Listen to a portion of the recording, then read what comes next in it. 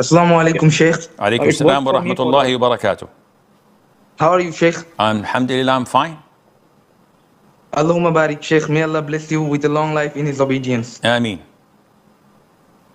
So, Sheikh, in my town, a man falsely claimed to be Imam Mehdi. After he died, his followers built a structure like the Kaaba on his grave, A'udhu Billah.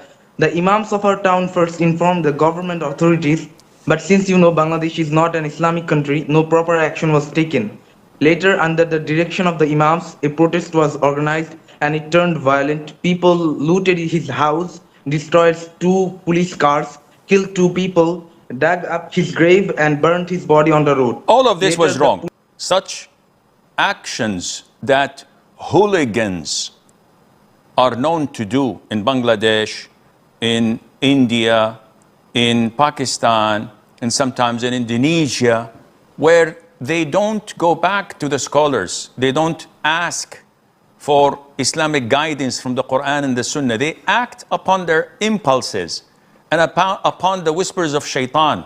So many times they've killed people, accusing them of apostasy or insulting the Prophet ﷺ, and after some time they discovered that they were wrong. It was misinformation.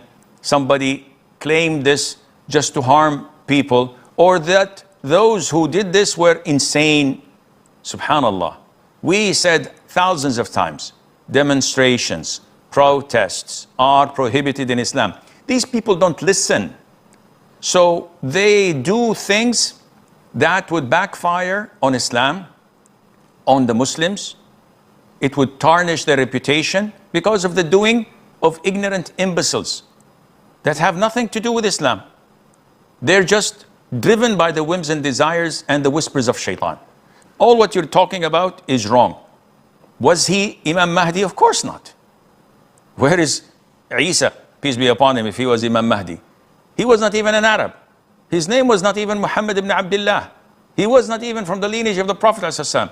So this is not rocket science. This is basics of Islam that every Muslim should be aware of. And such acts only help the enemies of Islam to curb the Muslims and the Islam and say, look, if we give them room, this is what they will do. So once they do such demonstrations, we can strike them with an iron fist, and we can put them in jail, and we can close tahfidh of al-Quran, and we can close masjids and put imams in jail. This is the normal game.